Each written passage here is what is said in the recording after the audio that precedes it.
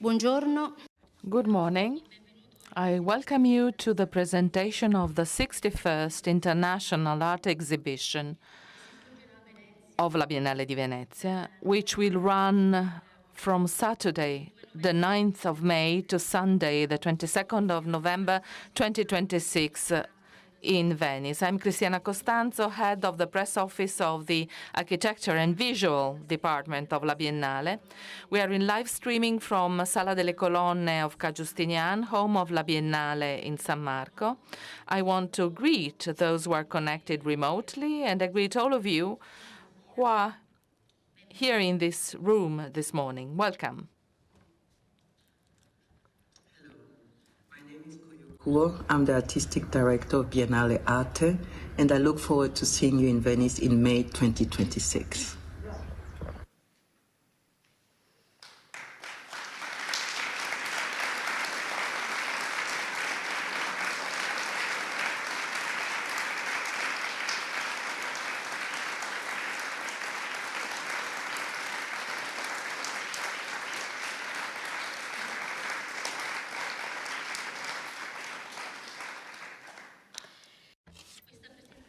This presentation was supposed to take place last Tuesday, May the 20th, in the presence of Kouoh, in what has been for years a ritual appointment when the curator reveals the title and the curatorial vision of her edition.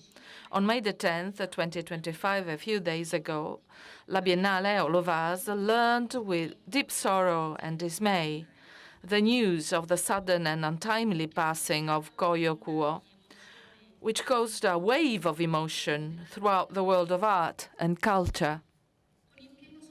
With the full support of Koyo's family, upon the immediate news of her disappearance, La Biennale di Venezia decided to realize her exhibition, and it will do so according to the project as she conceived and defined it, also to preserve, enhance, and disseminate as much as possible her ideas and the work done with dedication until the end.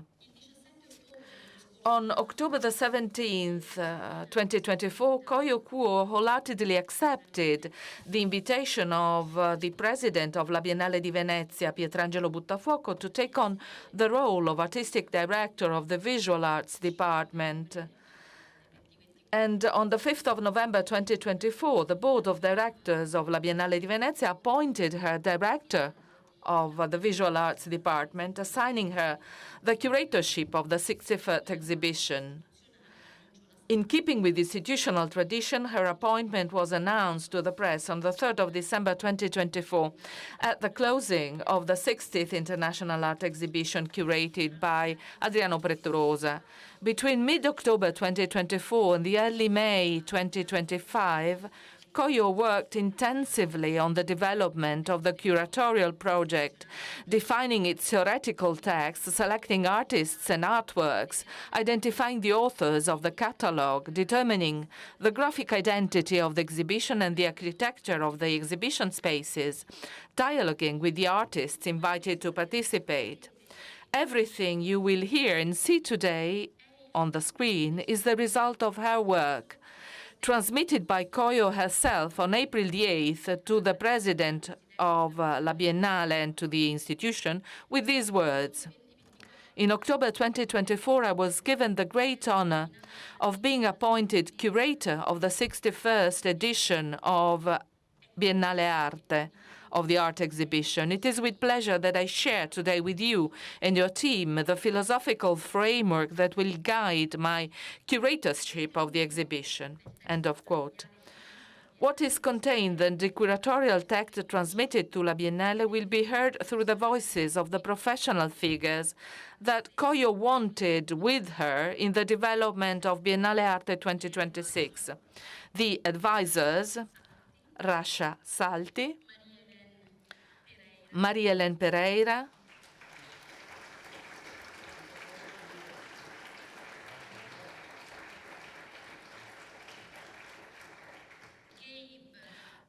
Gabe Beckhorst Feijó,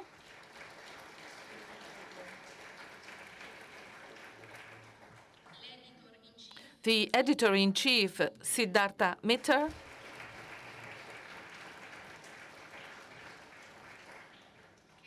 and they will now alternate on this podium. Behind them will flow the images that Koyo had selected for this presentation, which was scheduled for last Tuesday, May the 20th.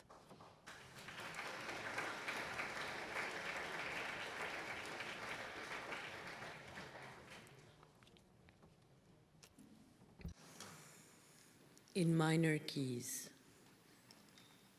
take a deep breath. Exhale. Drop your shoulders and close your eyes. This is an invitation to encounter these words in the immediate physical, meteorological, ambient, and karmic conditions in which they meet you. To shift to a slower gear and tune into the frequencies of the minor keys. Because though often lost in the anxious cacophony of the present chaos raging through the world, the music continues. The song of those producing beauty in spite of tragedy, the tunes of the fugitives recovering from the ruins, the harmonies of those repairing wounds and worlds. Quote, "There is a reason, after all, that some people wish to colonize the moon and others dance before it as an ancient friend." James Baldwin, 1972. The minor key in music alludes both to the structure of a song and to its emotional effects. It is a rich idea, so rich that it quickly overflows its technical definition and spills with metaphor. It summons the moods, the blues, the call and response, the mourner, the second line, the lament, the allegory, the whisper. The minor keys refuse orchestral bombast and goose-step military marches and come alive in quiet tones. The lower frequencies, the hums, the consolations of poetry, all portals of improvisation to the elsewhere and the otherwise. The minor keys ask for listening that calls on the emotions and sustains them in return. The minor keys are also small islands, worlds amid oceans with distinct and endlessly rich ecosystems, social lives that are articulated for better and worse within much larger political forms and ecological stakes. Here, the evocation of the key and the island extends to an archipelago of oases, gardens, courtyards, compounds, lofts, dance floors, and the other worlds that artists make, the intimate and convivial universes that refresh and sustain even in terrible times, indeed, especially in terrible times. Quote, "Look at the Creole garden. You put all species on such a little lick of land. Avocados, lemons, yams, sugar canes, plus 30 or 40 other species on this bit of land that doesn't go more than 50 feet up the side of the hill. They protect each other. In the great circle, everything is in everything else." Édouard Glissant, 1993.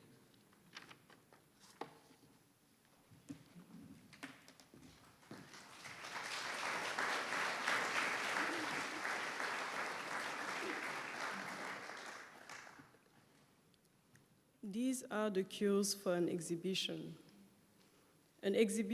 tuned into the minor keys, an exhibition that invites listening to the persistent signals of earth and life, connecting to soul frequencies. If in music, the minor keys are often associated with strangeness, melancholy, and sorrow, here their joy, solace, hope, and transcendence manifest as well. In the minor keys, sound and sensation are grounding. They hold the cadences, melodies, and silences of resonant worlds that gather and create together a polyphonous assembly of art, convening and communing in convivial collectivity, beaming across the void of alienation and the crackle of conflict. The 61st edition of Biennale Arte is grounded in a deep belief in artists as the vital interpreters of the social and psychic condition and catalyst of new relations and possibilities.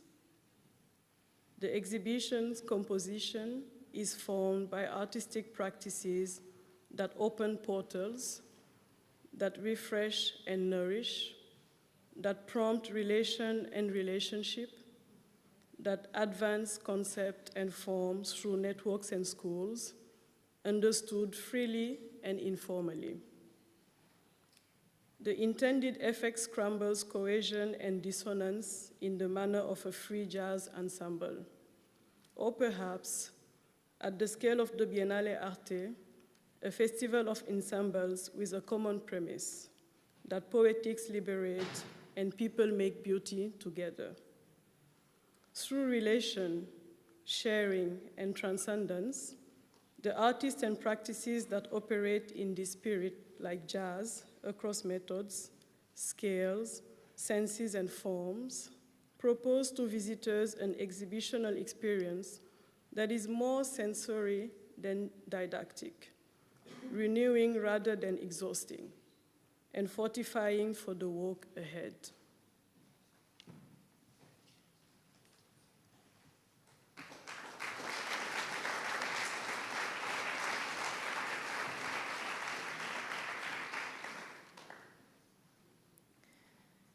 Through a visual and meditative procession, the exhibition prompts all senses to interconnect and meander from one universe to the other, rendering visible the possibilities that reside in the in-between spaces and beyond the portals.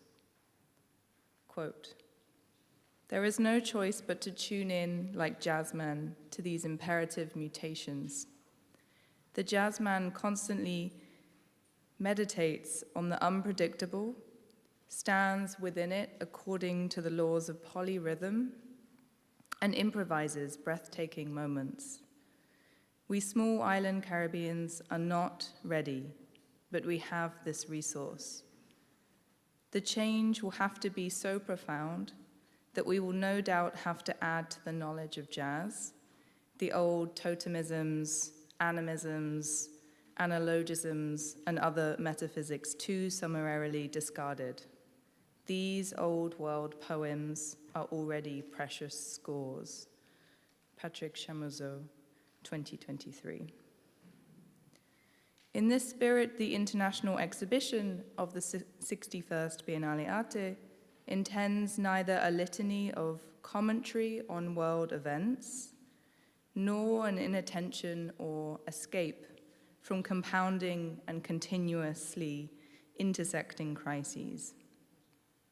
Rather, it proposes a radical reconnection with art's natural habitat and role in society. That is the emotional, the visual, the sensory, the affective, the subjective.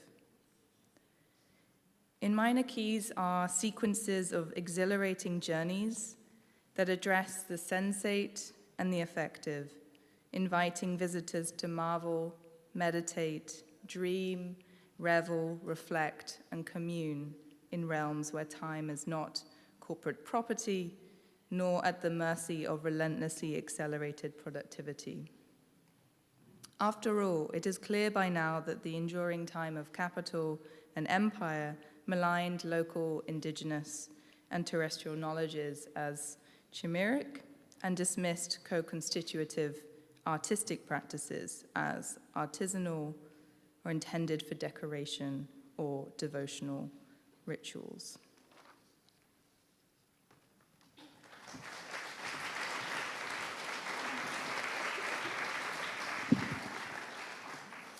The, quote, civilizing mission flattens all with condescending contempt.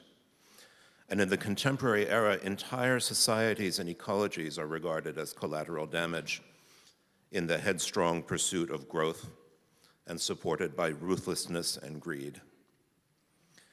In refusing the spectacle of horror, the time has come to listen to the minor keys, to tune in sotto voce to the whispers, to the lower frequencies, to find the oases, the islands, where the dignity of all living beings is safeguarded. The exhibition posits that such radical shifts are taking place, indeed have been underway all along in the minor keys. And the artists, poets, performers, and filmmakers whom the exhibition will convene are grounded in their commitments to realizing them. Artists are channels to and between the minor keys, and listening to, rather than speaking for them, is at the core of the curatorial concept. The exhibition in minor keys stands as a collective score, composed together with artists who have built universes of imagination. Artists who work at the boundaries of form and whose practices can be thought of as intricate melodies to be heard both collectively and on their own terms. These are artists whose practices seamlessly bleed into society, artists who accommodate daily life as part of a logical and aesthetically consistent relation of parts, artists who are exceedingly generous and hospitable to life. Quote, in our myths, in our songs, that's where the seeds are. It is not possible to constantly hone on the crisis. You have to have the love, and you have to have the magic. That's also life. Toni Morrison, 1977.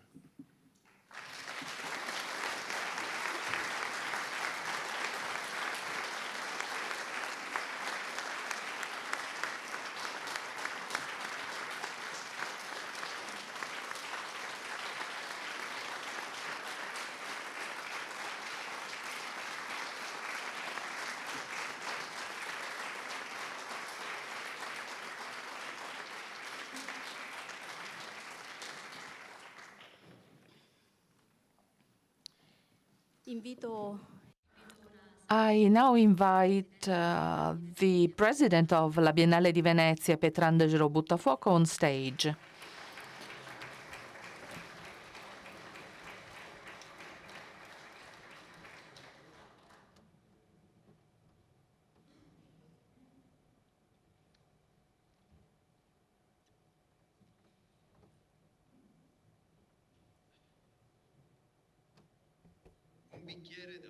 A glass of water.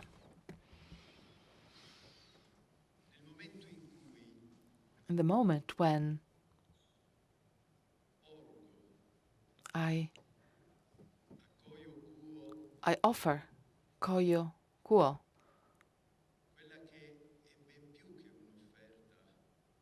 what is more than an offer, it is rather a request, a desire of La Biennale di Venezia,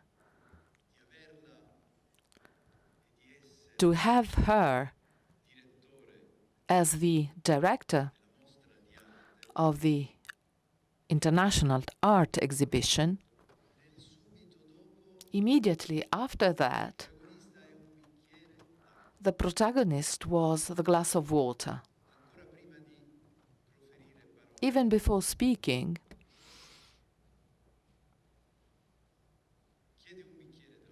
she asked for a glass of water. It was October 2024. The glass of water arrived.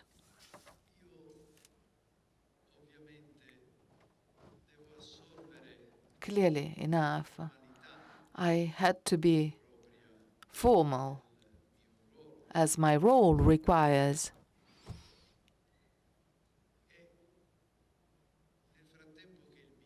And while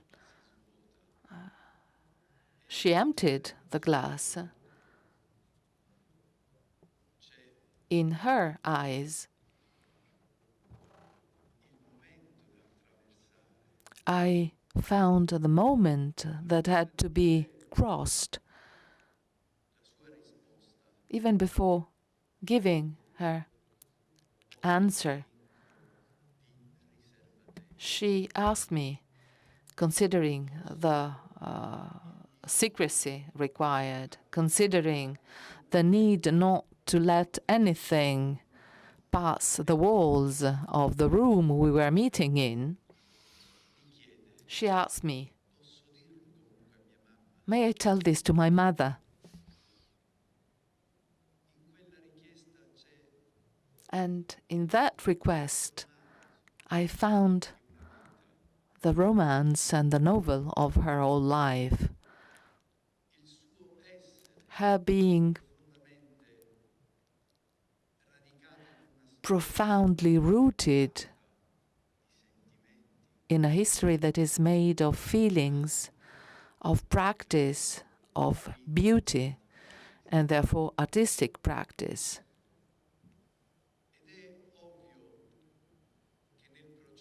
It is obvious that while going on, we all decided in agreement with our family and with our team that you have just listened to pronouncing her words. We have decided to go on, to carry on, being aware that her gesture is the gesture of a thinker who, in the title we have just presented, is whispering also from elsewhere. Her work reaches us and is reaching you all now in a preparatory stage that is already transforming it into a project. And La Biennale is doing today what it has been doing for 130 years. It is realizing, it is materializing, building the idea of a curator who today, with Koyo,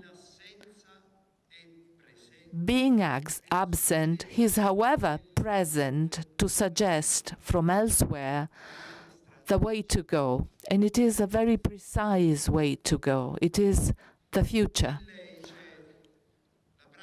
In her, we find artistic practice prevailing over an individual existence. In her, we find the geography designed by new maps. Nobody today can tell about India using the human story of Teresa of Calcutta. Nobody is telling about China starting from the rice fields. And we are all telling about Africa today on the basis of its huge amount of energy. And this is because our future, made of geography, finds in Africa the engine for the future. And it is clear that the value of a life cannot be measured with life itself, but in the capacity of that life to leave a print, to leave a footstep. And we are realizing today her exhibition as she designed it, as she imagined it, and as she gave it to me personally. Her proposal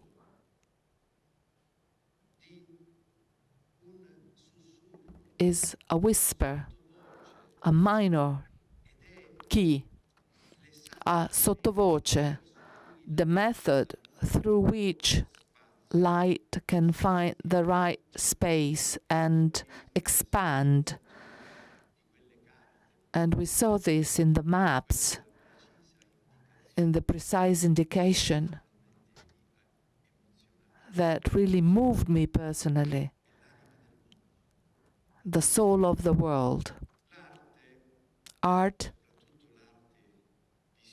visual art in particular, we know it goes beyond future and present. Art is a dilated time. It is before and after. It is the permanence of a will made of words, made of signs, made of presence in life. Koyo's work is speaking to us, facing the work of curators before her and that will come after her. And it is the time of the future. I Venturi, the founders of an essence, those who can listen for a long time. I Venturi, those to come, are those who prepare the future. Those to come can address to us the opening towards imagination, towards what is really necessary, making inevitable and unique an event that is unique in our history, the art event. I thank you all.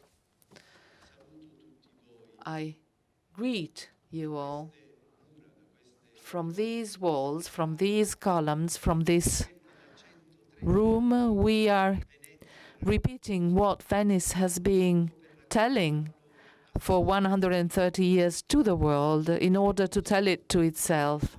And I'm glad to say that starting from today,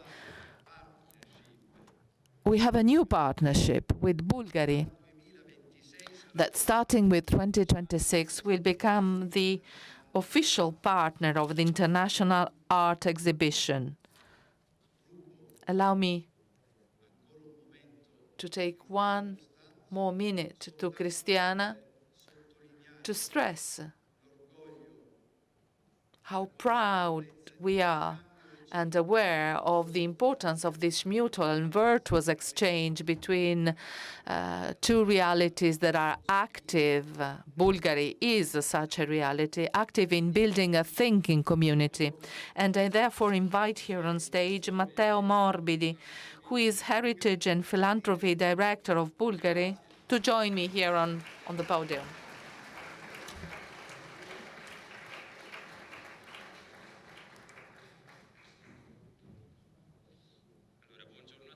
Good morning, everybody. Thank you, President Buttafuoco, for your address. It is a great honor for me to be here in front of you. We are proud we can start this journey with La Biennale di Venezia. Maison Bulgari will be the exclusive partner for the next 3 editions of the International Art Exhibition.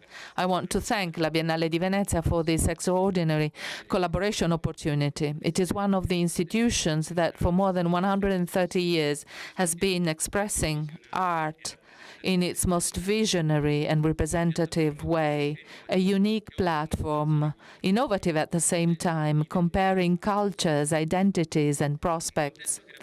A context that for our Maison is a natural meeting place, a place where beauty, identity, and culture mix in a universal and timeless dialogue. For Bulgari, this collaboration stresses a deep conviction. Art is a live heritage we have to support today, and we have to transmit to the future cultures with care and devotion. Promoting and transmitting art is not just a commitment for us, it is a basic value in the DNA of Bulgari from its very origin, an original gesture of restitution to the community, giving voice and support to cultural and artistic expressions that nourish our society. We are grateful to La Biennale di Venezia for giving us the opportunity to start this journey together. Thank you all for being here today, and the best wishes to the curatorial team of the next International Art Exhibition.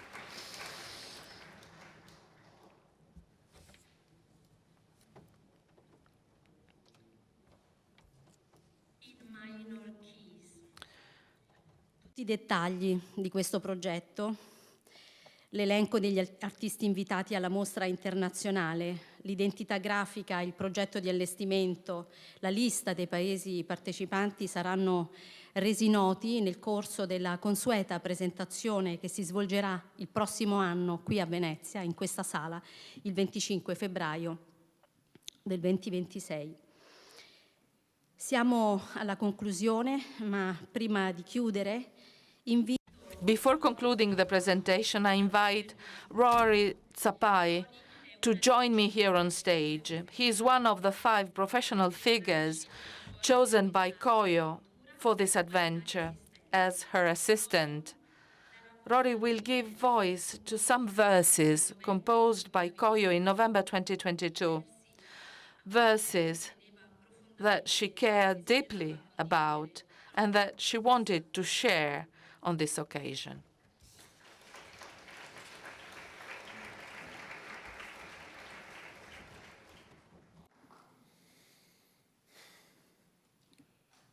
And quite frankly, I am tired. People are tired. We are all tired. The world is tired. Even art itself is tired. Perhaps the time has come. We need something else. We need to heal. We need to laugh. We need to be with beauty and lots of it. We need to play. We need to be with poetry. We need to be with love again. We need to dance. We need to make and give food. We need to rest and restore. We need to breathe. We need the radicality of joy. The time has come. Koyo, 2022.